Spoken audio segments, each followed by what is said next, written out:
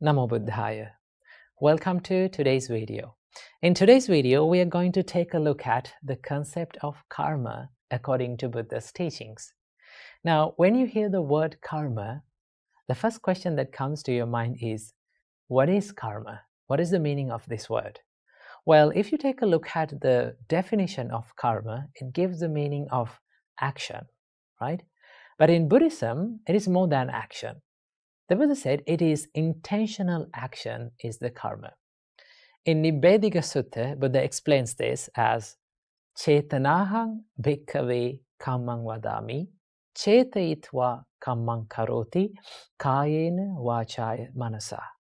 Monks, I say that intention is the action, or intention is the karma. And intentionally or willingly, one performs actions or karma either physically, mentally, or verbally. That means that intention, chetana, or the intention, plays a greater role behind our karma. Now, according to the intentions, the karma can be divided into two types. Buddha said there are kusala karma and akusala karma, wholesome actions and unwholesome actions, right? Now, what is wholesome action? They are the actions, they are the things that we do with wholesome intentions, right? Like we do certain things with wholesome intentions like love and kindness, compassion, patience, serenity, right?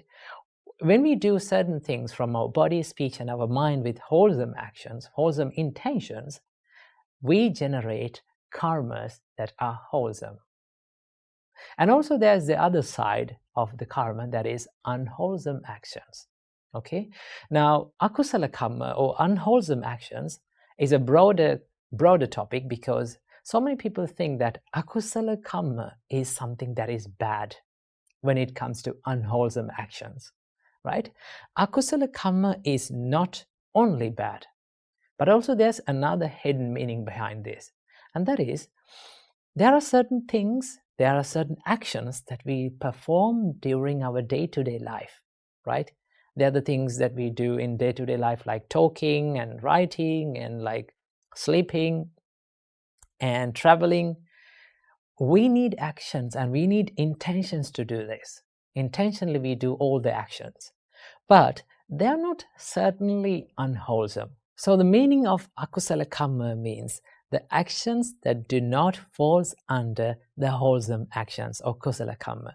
Of course, there is the unwholesome actions or the bad karma or the evil karmas that we do, and also there is other neutral karmas that we perform during our day-to-day life. So they are called the unwholesome actions, right? So based on the intention, the karma can be divided into two different parts, and they are wholesome actions and unwholesome actions, kusala karma and akusala karma. Okay? And the word karma does not come alone. It comes with this word vipaka or phala, right? Vipaka, the word vipaka gives the meaning of result or outcome. And the word phala gives the meaning of the fruit. Okay? Now, the word phala is a great word to understand about the law of karma. Let's understand about it in this way. Let's say I planted a mango seed on the ground. In few years' time, what do I get? I can have mangoes, right? And also, if I planted a chili seed, in few months' time, what can I get? I can get chili, right? So when we plant something, a seed, it has the potential to give the result in the future, right? If I planted a mango seed, that mango seed has the potential, it has the ability to generate mango fruits in the future. Okay? Same like that. If I did a certain karma in this moment, right? If with an intention, if I perform an action in this moment, it has the potential to create a series of experiences in the future, whether it is good or bad, right? So remember, the vipaka is the effect that we are going to get in the future, right? Now, this whole idea behind this law of karma is the law of cause and effect. When we make the conditions for something, then we are going to get the results out of it in the future. Now, the nature of the results highly dependent on the nature of the karma that we perform today. Let's understand about this in this way. Now, I planted the mango seed, right? That mango seed had the power to generate mangoes in the future, right? But if I wish this mango seed to give chilies in the future, no matter how hard I wish, I will never get chili out of it. I get mangoes because it has the nature of generating mangoes. Same like that, right? If I did an action with an intention, it has the power to generate the experiences or the vipakas in the future. So if the nature of this karma that I am performing today has the intention of wholesome, or if I did with a pure mind, a pure intention, it can generate desirable experiences in the future, desirable results in the future, because that is the nature of this seed of karma. In the same way, if I did something unwholesome with an unwholesome intention, I will get unwholesome or undesirable experiences in the future, because it has the nature of generating undesirable experiences in the future. So this is the whole idea behind the law of karma. Now, why do we need to understand about the law of karma and how karma works? Now, if you had a good understanding about the law of karma and how karma works, it is very easy to be compassionate on others, and it is very easy to be compassionate on yourself. Right? There are certain things and certain experiences that happens due to our past karmas, right? Now, according to Buddhism, we believe that we are coming from a long journey of rebirth that is called samsara. Now, in this long samsara, we have performed both good and bad karmas. So in this life, we are going to get some sort of experiences from our past karmas, okay? So if you take a look at that, when the tough times comes, when the problems comes to your mind, sometimes people blame to themselves. People hate themselves and think like, I'm a bad person, right? I'm a bad person. I'm a negative person. No, right? Just because you performed a bad karma doesn't say that you're a bad person, okay? Because each and everyone, we are living in this society, in this world, perform good and bad karma, okay? So we don't want to hate ourselves. We can be compassionate on ourselves, right? Everyone is subjected to this law of karma. And also, if you have a good understanding about the law of karma, it is very easy to be mindful and be in this present moment. Why? Because sometimes we worry about the things that has happened in the past, right? We worry about the things that we have done in the past, and we think like, oh, I did this thing and my whole life is ruined, right? Of course, you cannot change the past, right? That is the truth. You cannot change the past, and also you cannot stop the outcomes of the things that you have done in the past, or the results or the vipakas that you have done in the past. Okay, you cannot change it. What is within your control and what you can change is this present moment. And if you become mindful about this present moment, then you can create good karma, not the bad ones. So I hope you got a little understanding about the karma and how it works. So until next video, stay happy and stay safe. Namo Buddhaya. When life hits you hard, and when you are in that dark place, sometimes we make excuses saying that this is my destiny, this is my fate, and this is my bad luck, and this is my karma. Well, what if I told you not everything that happens in your life is your bad luck?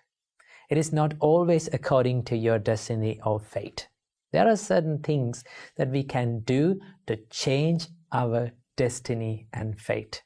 Okay, so let's discuss about it in this video. Now, some of you have been asked in the comment section that is everything that happens in life is predetermined or due to karma? Okay, so I'm going to give you the answer for this question. Before giving the answer to this question, let's look at how Buddha taught about this perspective. The Buddha says those who hold on to the idea of everything that happens, every experience that happens in our life is predetermined, whether it is good, bad, or neutral, that every feeling, every experience in life is predetermined or is due to bad karma or karma that is in the past, that perspective, that weave leads to inactivity, or that weave make that person a lazy person. So the Buddha says, just because this is your bad luck or destiny or karma, you should give up trying. The Buddha never says like that. The Buddha says, always try something to make your life a better one.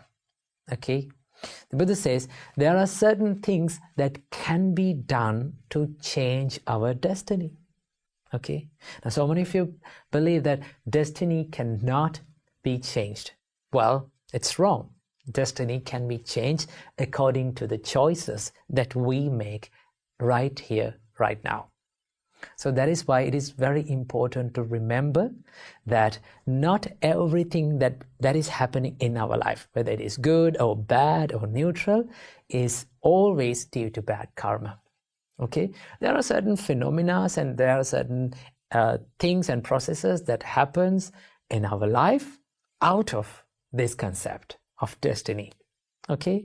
Let's say you're trying to go to work and you're getting ready to go to work, and all of a sudden there will be a huge rain. Okay? Now, that rain is due to bad karma?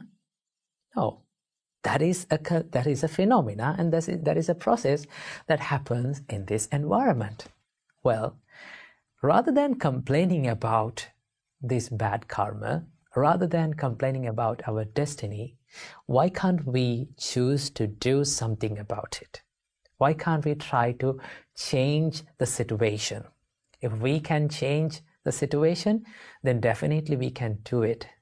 That is why there's a great saying that says, if you have a problem in your life, okay, if you can do something about that problem to change that problem or make it a better one, okay, come out of that problem, then you should not worry about it, because certainly you can do something about it.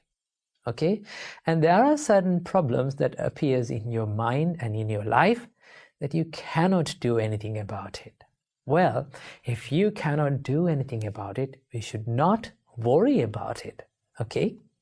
So that is why always remember, karma is a bigger part in our life. It plays a bigger role in our life, but we can change certain things. Okay, we can change our destiny by choosing to make correct choices in this present moment. So that is why what I have to share in this video today, never ever believe that your destiny cannot be changed. You can choose to do it by making correct choices. Work hard and do not ever give up in your life. Namo Buddhaya. Namo Buddhaya. Welcome to today's video. Today, this special video is entirely dedicated to those who are studying. Now, one of the most frequent questions that I get asked in the comment section is, Bhante, I'm studying and my mind is distracting all the time, and how to focus on studying? Well, today, let's discuss about this distracting mind. Okay, and also I'm going to share with you a few tips where you can practice while you're studying to help to focus your mind on studying. So, without any further ado, let's get into these tips. Now, while you're studying, have you ever found yourself daydreaming?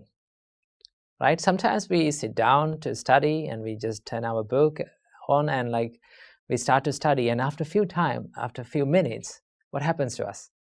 We just get distracted, right? We just start daydreaming. Trust me, when I was studying, when I was at home, before I became a monk, when I was studying, I used to daydream a lot. Okay, I used to get distracted a lot.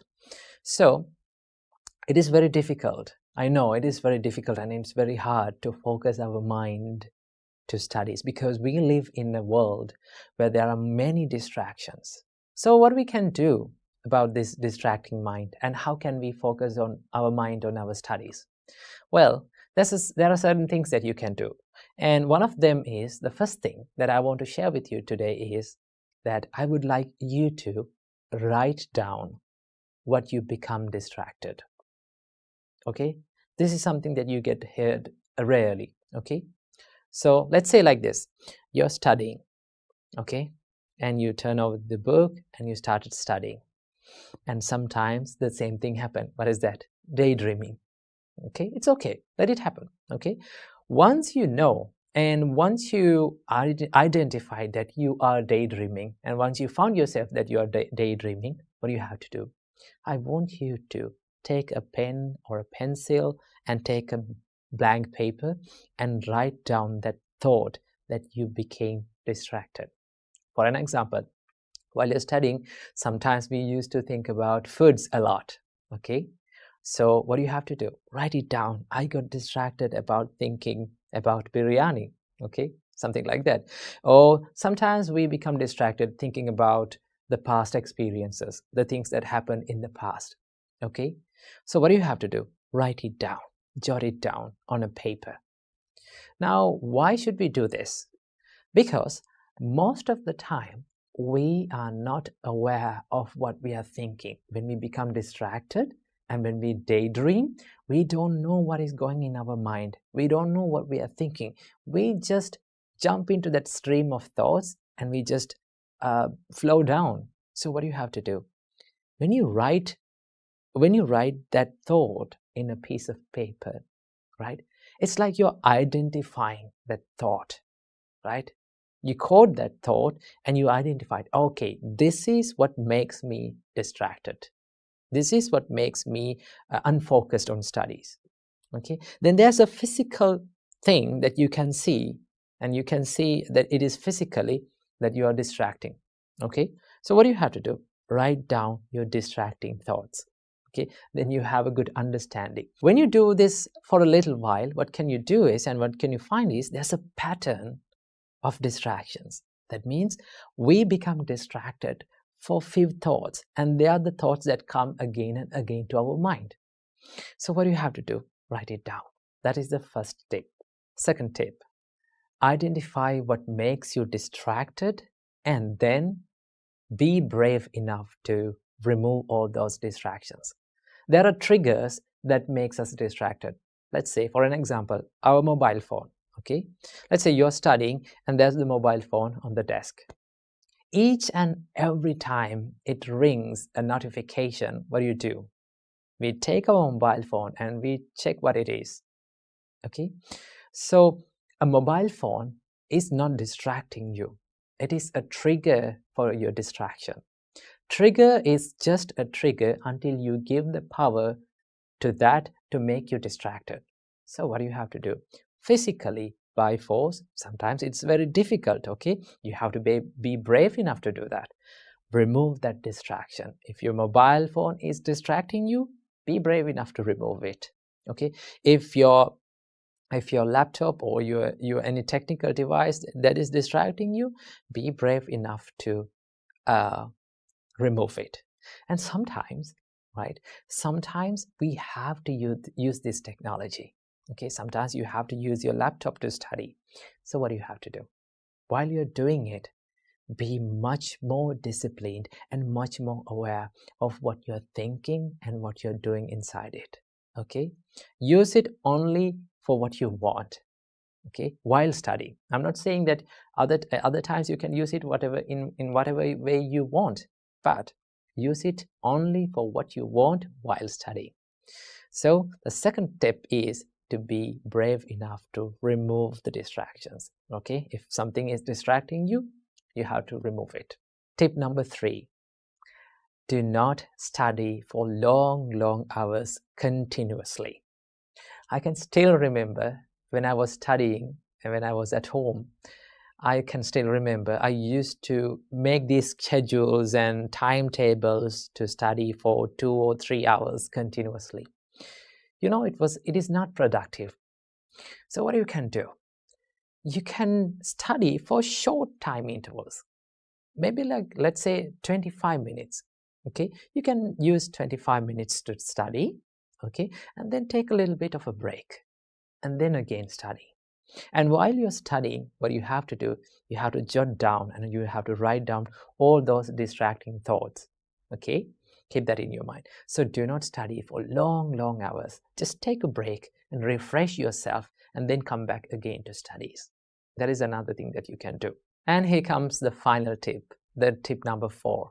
It is the most important thing and the most awesome thing is to practice a little bit of meditation before every study session. Okay, before every study session, let's say you studied for 25 minutes and you took an interval, then you came back to study. Now while you are taking that break, sometimes you do certain things to make your mind busy even more. So what we have to do, we have to just settle down and make our mind to focus. To do that, you can use a little bit of meditation before every study session. Just sit down on your chair and just close your eyes. And the easiest thing that you can do is to watch this flow of breath, in breath and out breath. When you practice this calming meditations like breathing meditation, that is one of the easiest meditations that you can do. When you focus your mind on this in-breath and out-breath, it helps you to become calm and settle down. Then your mind will get ready to study.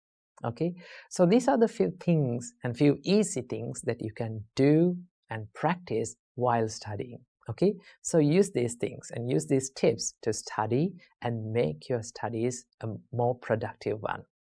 Namo Buddhaya. Namo Buddhaya. Welcome to another video. In today's video, we are going to discuss about another good quality that we all need to practice in our life, but we often forget this to practice.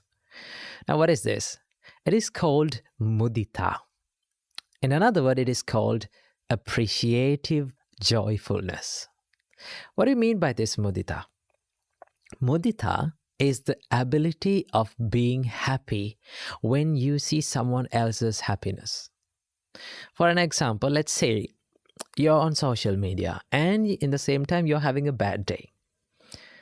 Now, when you scroll down, you see these nice pictures of people enjoying their life, living the best days in their life, being happy, and you're not having that life currently. In that case, what do you feel? First, the first thing that we feel is we feel down about ourselves. We think like, my life is terrible. My life is worse. Okay? And the next step is, for some people, they feel a little bit of angry about those people. And that is called envy. Okay? So the Buddha teaches us to practice mudita to avoid jealousy in your mind or avoid envy in your mind. Okay, so how to do that? This is a very simple practice, but to get used to it is very, very difficult, because for a long time, for a long period of time, we have practiced this envy in our mind. Okay, the nature of mind is the more we practice something for a long time, it gets normal. Okay, it gets easier. That is why we are so good at these evil things like, being angry, okay, being jealous, being distracted, okay, and being envious on others. That is why we are so good at those things. The Buddha teaches us to practice as a daily practice this practice of mudita. being happy on other people's happiness. Okay, let's say now you're seeing someone who is better than you, okay, more successful than you, more pretty than you, more clever than you. Let's say you're seeing someone like that. The first thing that you have to do is you have to wish the well-being of them, right? Think like, may they be successful even more. May they be happy even more in their life. You have to wish this from the bottom of your heart.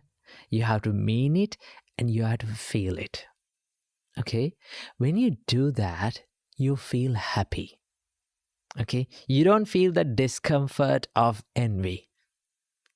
And also, in the same time, when you generate these mudita, thoughts of mudita, you generate a huge power in your mind to heal your mind and to be successful in your personal life. Okay, that is the power of mudita. Being jealousy, being envy on someone's life will never help you to be successful. Okay, will never get you anywhere. One of the things that my teacher has taught me in my life is that don't be jealousy on someone's life, because jealousy will never help you to be successful.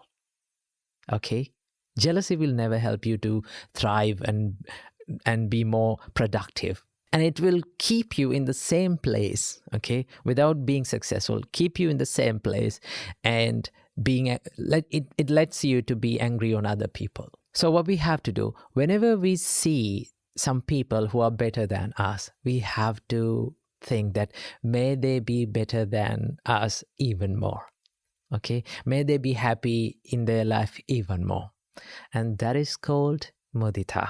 Okay, you can do, and you can start this practice from the people who are around you.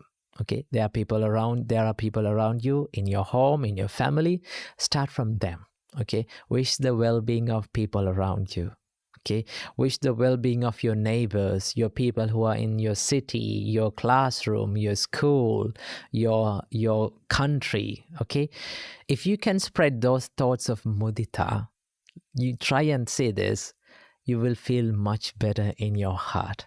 Okay, even when you feel down, and even when you are in your bad days in your life, you can be happy about your life because you are not comparing your life to other people. The reason why we feel jealousy and envy in our mind is we are constantly comparing our life to other people's life. We are so good at that. The more we compare our life to other people's life, the more we feel down about our personal life. Okay, so this is not something that we have to do. Okay, instead of harboring jealousy and envy in our mind, the Buddha teaches us, practice the thoughts of mudita. Be happy on seeing other people's happiness. When you practice this, you will feel a big difference in your mind. Okay, and you will feel a big success in your personal life. So remember, mudita is the best medicine for the envy and jealousy in our mind. Namo Buddhaya. Namo Buddhaya. Welcome to another video. Today, I'm going to introduce you to this basic and simple Buddhist practice. And this practice is known as sila.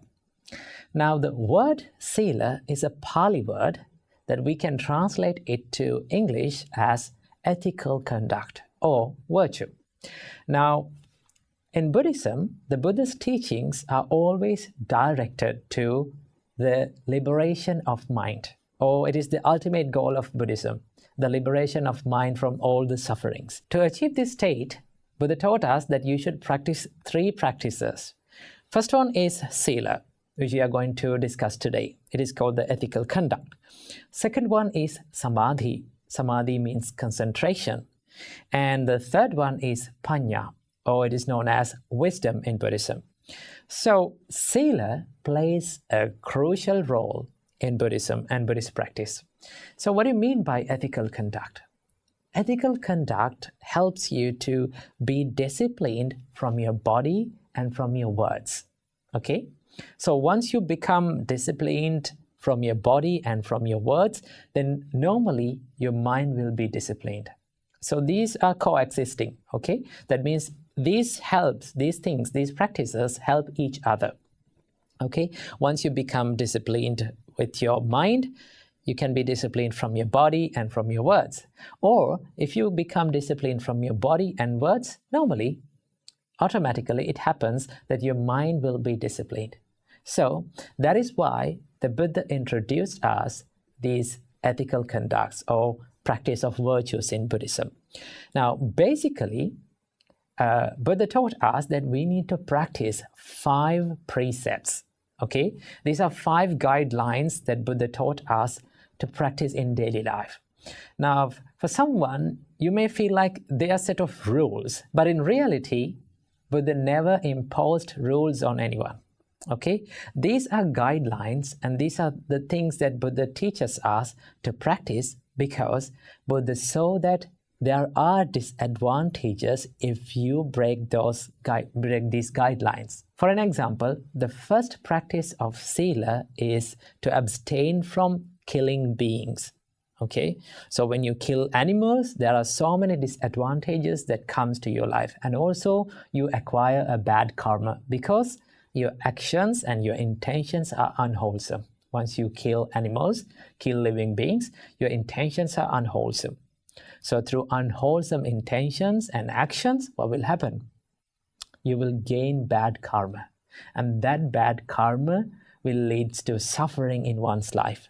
And that is why Buddha said there are disadvantages and there are bad consequences when you do these things. Okay, when you kill animals, when you steal, there are disadvantages that comes to your life. So as beings who likes to be happy in your life, okay, in your personal life, if you like happiness, then stay away from these bad deeds or unwholesome deeds. So abstaining from these unwholesome deeds is known as precepts in Buddhism, or sila, or virtue in Buddhism. Okay, so there are mainly 5 precepts that we all need to practice. The first one is abstaining from killing beings, staying away from harming anyone's life. Okay, first one. The second practice is abstaining from stealing, abstaining from taking anyone's possessions without permission, okay, without asking. That is an unwholesome deed, and that has many bad consequences. Okay, people have to suffer if they do that. Second one is, Buddha said, abstain or stay away from sexual misconduct. Okay, because when you engage in sexual misconduct, that leads to many bad consequences in your relationships. Okay, so Buddha said, stay away from sexual misconduct. Third one is abstain from or stay away from lying. Okay, when you lie, you break the trust of people. Once you break the trust, there are many problems in your life. Okay, there will be many problems in your life. So Buddha said that stay away from lying. And as the final precept, Buddha said that stay away from intoxicating yourself. Stay away from using drugs and other intoxicants. Okay, because that leads to a lot of sufferings in your life. So these are the main and basic Buddhist practice, or sila, or precepts, that all the Buddhists practice in all around the world. Okay, so basically these precepts or these virtues helps you to develop a better life and a happy life without regrets. Once monk Ananda asked from the Buddha, what is the purpose of practicing ethical conduct? Then the Buddha said, you should practice ethical conduct to stay away from regret and remorse in your life.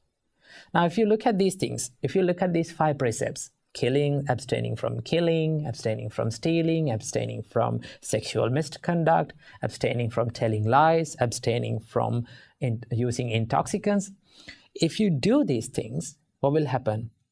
At the end of this deed, there will be nothing but the regret.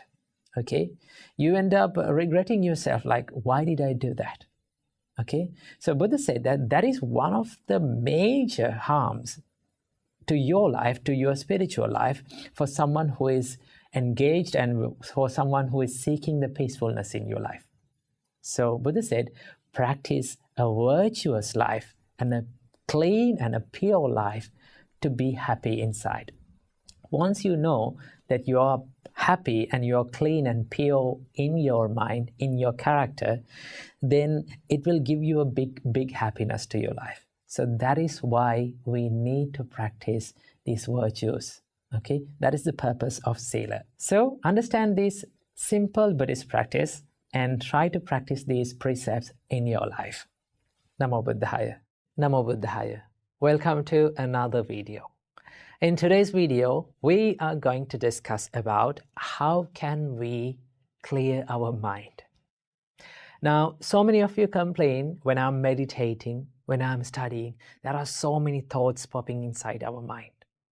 I cannot stop it. I'm worried. What can I do? Well, the reason for this problem is we are looking at the meditation and we are looking at our mind in a wrong way. Always remember, meditation is not about emptying your mind. Okay? You can meditate while having thoughts inside your mind. That is the most wonderful thing about meditation. You don't want to empty your mind. You don't want to close the mind and let not other thoughts come in. No. Okay? Just try this to yourself. If you try to stop thoughts, what will happen? The nature of your mind is it will generate more thoughts again and again. Okay? That is the nature of your mind. Because we don't know that trying to stop thoughts is also a thought. Okay? So remember, meditation is not about stopping thoughts. It is about being aware of your thoughts. There is one practice in Buddha's teachings. It is called Chittanupassana. In Chittanupassana, Buddha introduced us to a wonderful meditation of being aware of what comes into your mind. Okay? Let the thoughts come into your mind, but be aware of it. Because most of the time, we are not aware of what is going inside our mind. That is the problem. That is why we get caught to these unwholesome thoughts like greediness, craving, anger, hatred, and a lot of things. Okay? Because we don't know what is going inside our mind. The Buddha teaches us, that Buddha introduced us this meditation to be aware of what is coming into your mind. Let's say a lustful thought came to your mind. Okay, it's okay. Everyone feels lust. Everyone feels this craving and desire inside their mind. But the problem with most people is they don't know that their mind is under desire, under lust. Okay, but if you can be mindful, okay, if you can detect when the lust arises, this is a lustful thought that is popping inside my mind. If you can detect it, if you can identify it, then the nature of your mind is once you identify your thoughts, once you are aware of that thought, it will start to be silent. Okay? It is something like a little baby. Look at your mind like a little baby. Okay?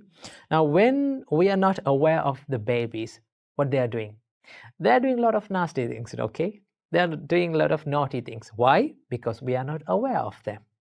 But once we pay our attention, they try to behave. Okay? Because they know that my parent or these elders are being aware of me. Okay? So they try to be disciplined. And also, the nature of kids and the nature of little kids is they are very curious. So does the mind. Mind is very curious. It likes to cling into certain things and like to search certain things. So what we can do to quiet our mind or to make silence inside our mind is just to pay attention to what comes into your mind. Don't try to stop it. Okay? The more you try to stop it, the more it will come. So what we have to do, just be aware of it. When you become aware of what is going inside your mind, you bring your mind to this present moment. Because these thoughts and everything that goes inside your mind happening in this present moment.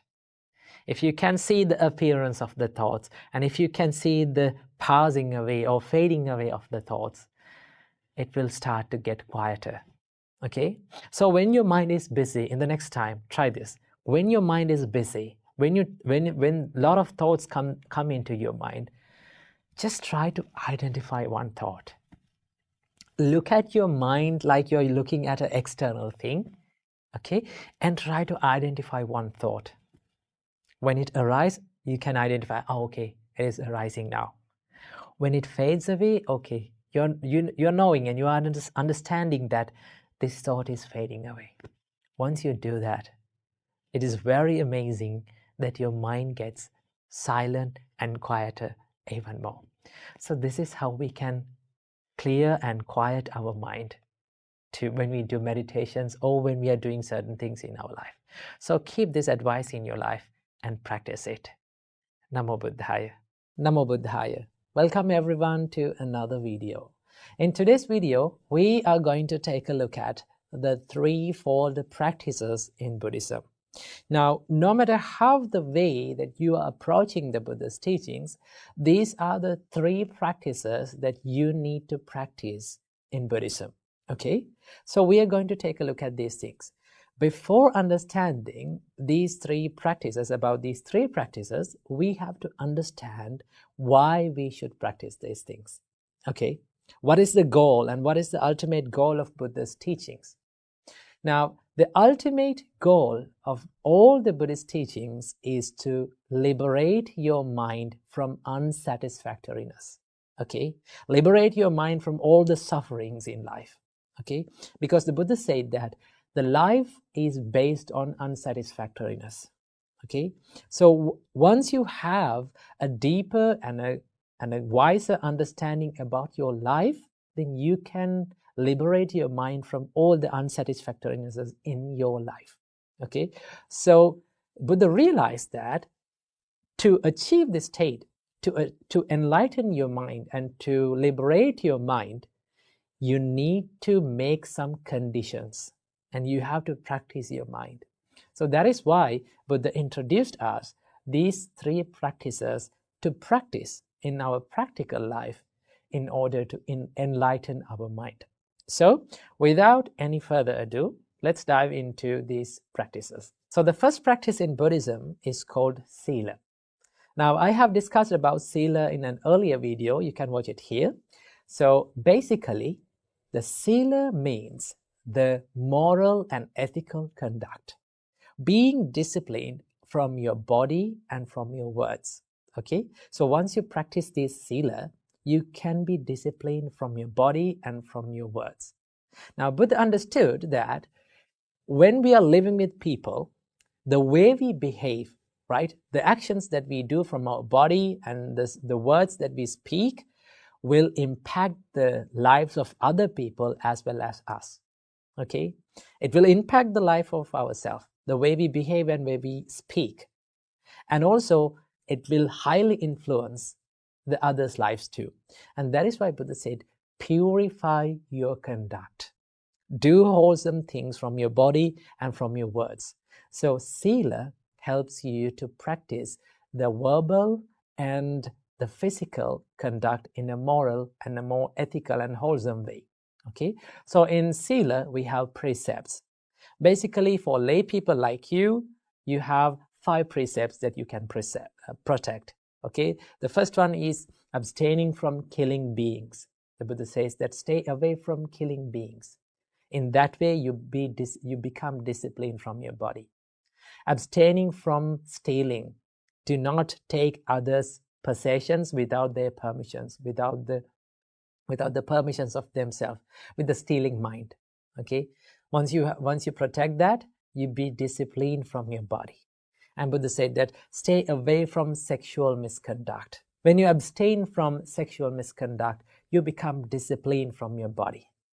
And the Buddha said, stay away from lying. Be disciplined from your words. Do not break the trust of others from your words. And finally, Buddha says, stay away from intoxicating your body. Okay? Do not use intoxicants and other drugs. It will lead to harmful situations and harmful consequences in your life. So basically, Buddha introduced us these 5 precepts to protect in your life. When you observe and when you protect these 5 precepts, you become disciplined from your body.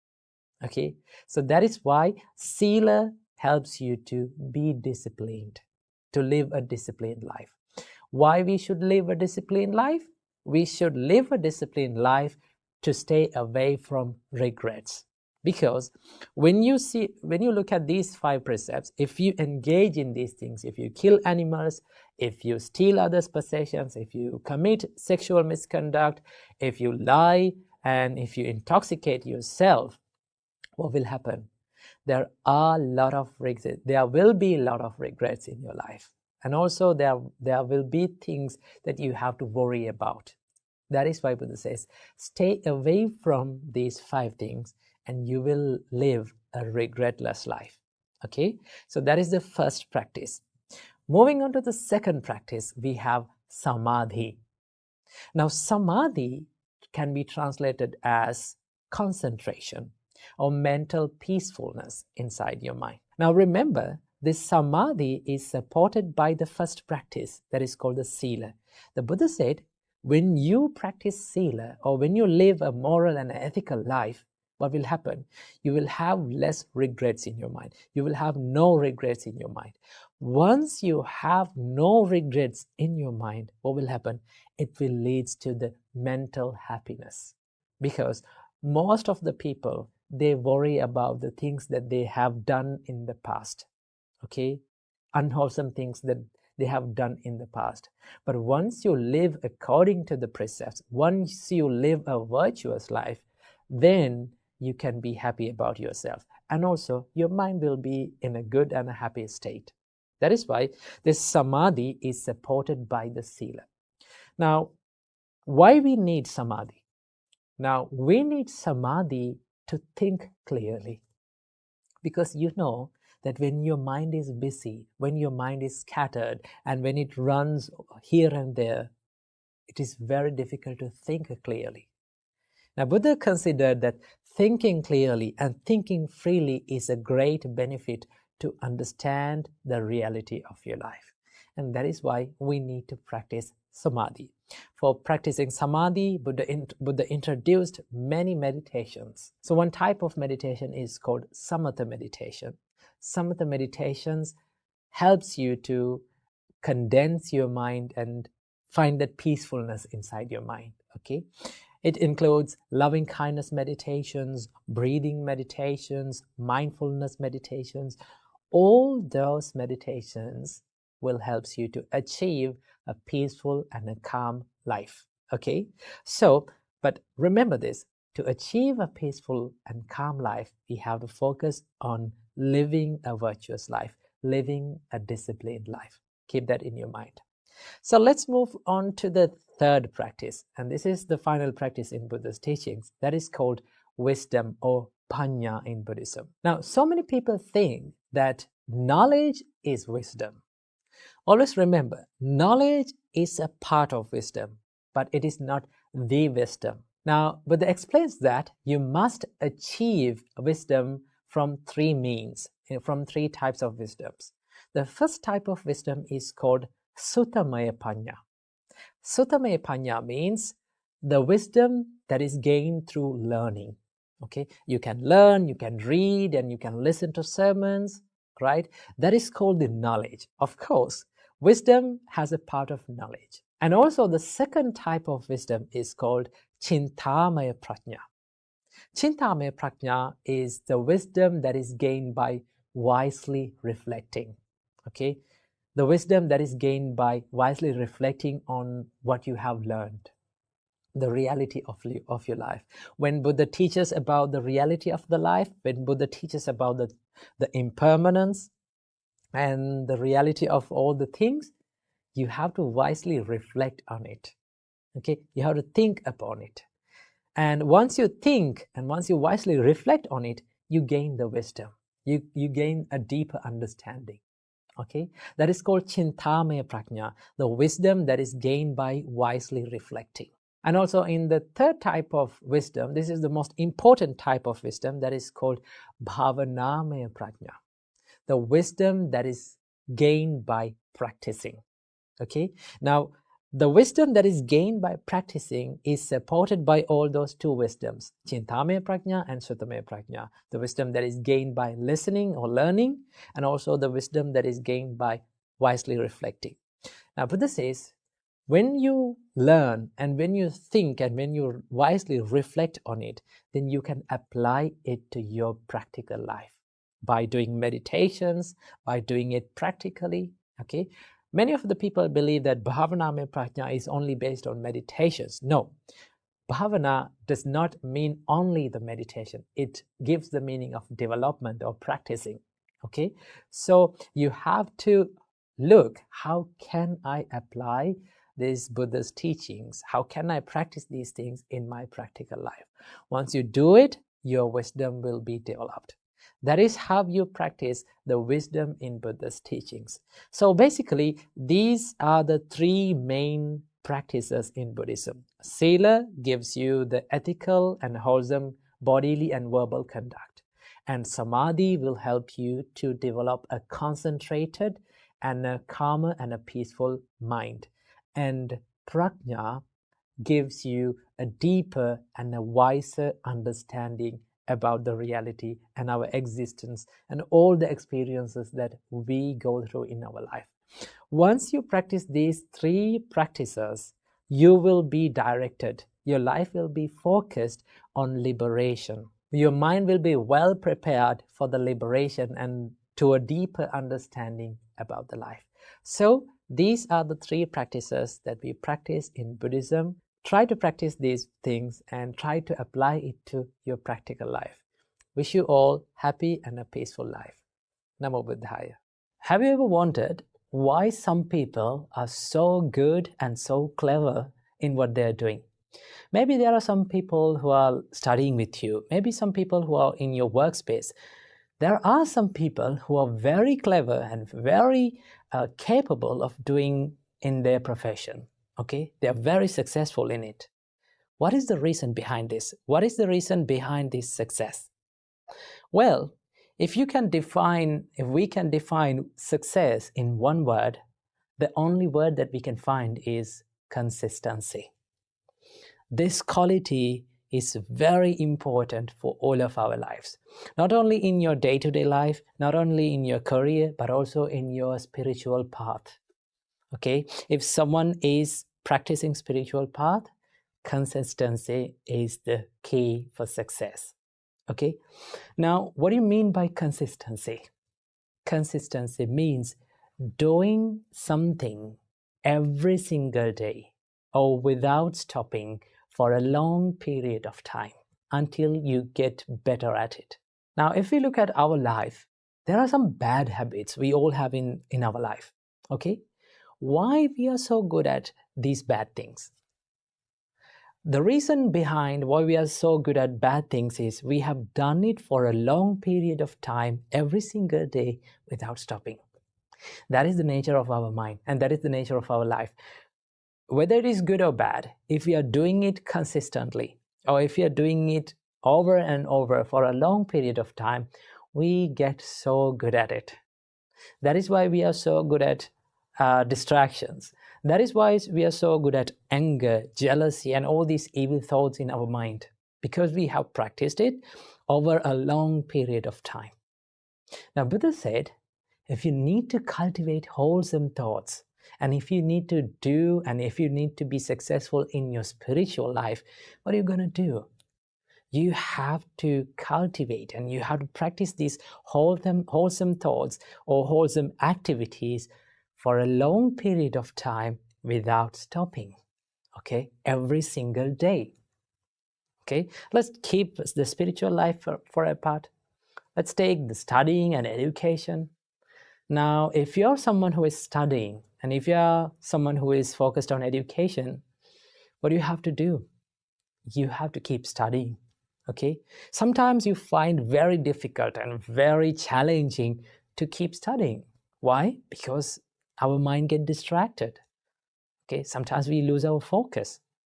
Now, in that time, so many of people, they complain that I cannot study. Okay, I'm distracting always. What is the reason? Why? What is the problem with me? Well, the only problem behind the failure or this unsuccessfulness is lack of consistency. Sometimes we try to study and then we feel tired and we feel less focused, and then we give up. Okay, and then after maybe like 2-3 days, again we try to study, and then again the same thing happen, and then we give up. Okay, in that way you're not going to be successful. Okay, if you want to be successful and in any field of your life, maybe studying, maybe in your meditations, maybe in your spiritual life, maybe in kindness, maybe cultivating compassion in your life, what do you have to do? You have to be consistent. That is the only way to be successful in anything. I can still remember when we came to become monks. Okay, on the first day, our monks gave this first advice to us. That is, they said that it takes several minutes to become a monk physically. Okay, it takes a few minutes to make your body a monk, but it takes years and years, maybe lifetime, to be a monk from your mind. You will fail, you will be unsuccessful in some parts in your life, but you have to keep going. Do not ever quit. That is the first advice that we were given. So, to be good at anything, to be successful, to be happy, to be successful in your spiritual life, to practice meditations, to be good at that, what are you going to do? Keep doing it every single day. That is the thing. But there's a problem. The real problem, or the real enemy for the consistency, is the higher expectations. We set a lot of high expectations in our life, and when we are not able to get it, we give up. That is the only thing. Now, so many people come to me and complain that I cannot meditate for 1 hour. What is the problem with me? I cannot focus for 1 hour. Well, in the beginning, no one can do that. Okay, there may be some few lucky people in this world. Okay, they can concentrate instantly. But if you want to be good at in your meditations, in your focusing and your concentration power, what do you want to do? Keep doing it. Okay, do not set high expectations. Right? Aim for the little achievements. Maybe like you can focus and you can think, like before you are starting meditation, you can think, well, if my mind became concentrated or well focused only for 1 minute, that's okay. I'm happy with that 1 minute. Okay, when you focus on that, you can easily achieve it. You can do that. When you achieve it, you feel a sense of happiness in your life. You feel like you achieved that target. So in the next day, when you meditate, maybe you can focus your mind, or you can concentrate your mind for 2 minutes. Okay? So if you keep on focusing on little achievements and without having high expectations in your life in the first time, then you will be good at maintaining your consistency. Because sometimes when we don't see results, okay, when we don't get results quickly as we want, we just give up. That is the biggest problem in our minds. Okay, to be successful, you need to spend a period of time that you are not seeing the results. Okay, one day I was climbing, and in Sri Lanka we have a nice mountain where we climb to see the Buddha's footprint. Okay, that is called Adam's Peak, or the Sri Pada in Sri Lanka. So once we were climbing, we could not see the mountain top. We don't know where we are going. Okay, so one monk said to me, it doesn't matter, you cannot see where you are going, but if you're clear in your next step, take that step. Okay, and if you're in the correct path, no matter how fast or slow you go, you will go to your destination that you want to go. So always remember that it doesn't matter how fast or how slow you are moving towards success. The most important thing is that whether you're going to do it every single day in the correct way or not. So remember, consistency is the key for success for anything. So keep doing what you're doing, right? Keep doing the good works that you're doing, even if you don't see the results in your life. Keep doing it, and one day I'm very sure that you will achieve your goals, definitely. So keep that in your mind. May you be happy and well. Namo Buddhaya. Still, I can remember this incident. When I was little, when I was at school, one of my teachers came to our noisy classroom and she asked from us, "Do you know why you have given 2 ears and 1 mouth?"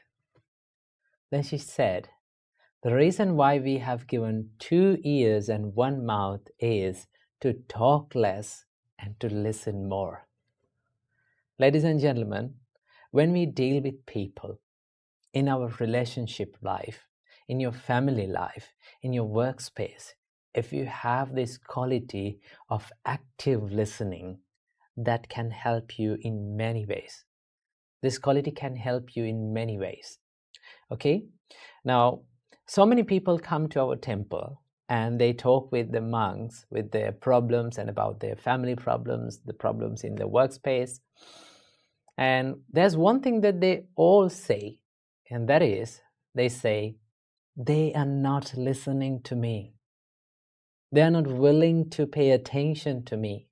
They cannot understand me. That is one thing that they say.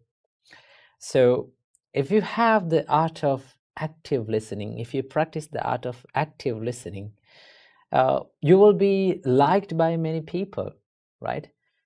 People always like to talk with someone who is paying more attention to them, right? If you consider about the Buddha, Buddha was a great listener.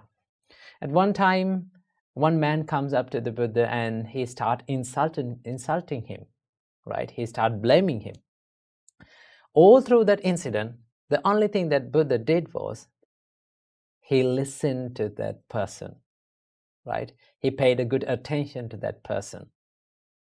And in another time, one lady comes with her son died on her hand, and she was wailing and she was lamenting in front of the Buddha.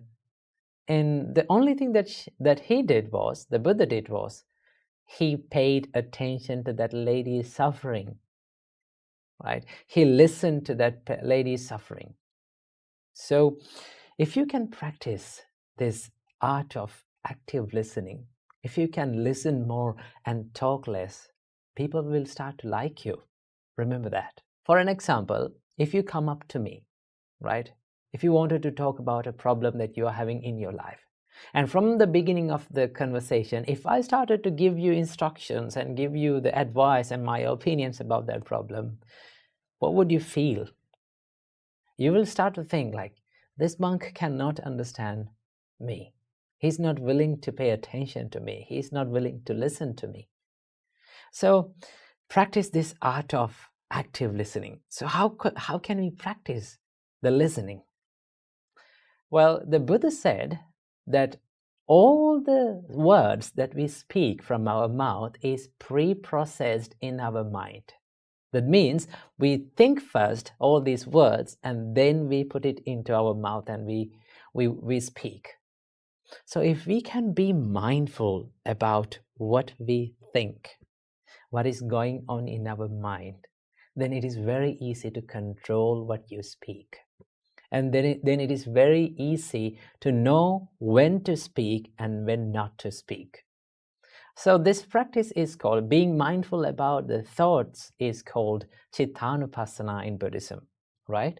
For that, the only thing that we have to do is like just sit in a quiet place and just watch our thoughts, what comes to our mind. We don't want to react with that thought. We don't want to chase behind that thought. Just identify the thought as just a thought. That is one practice that you can practice to be a good listener. And also, there's another way to practice this listening ability is to engage in conversations and try to listen more to that person. So in the next conversation that you're having, try this out. Go to someone, and if they wanted to talk with you, just from the beginning of the conversation, tell it to yourself that I'm going to listen to this person more. I'm going to pay attention to this person more. That is one way of paying and showing your love and affection to the person that is in front of you, right? That is why lending a good ear and listening to someone and sharing their suffering or problems with them is one way of showing your compassion and love towards them. Okay, so in the next conversation, when you go through that, just listen more to them.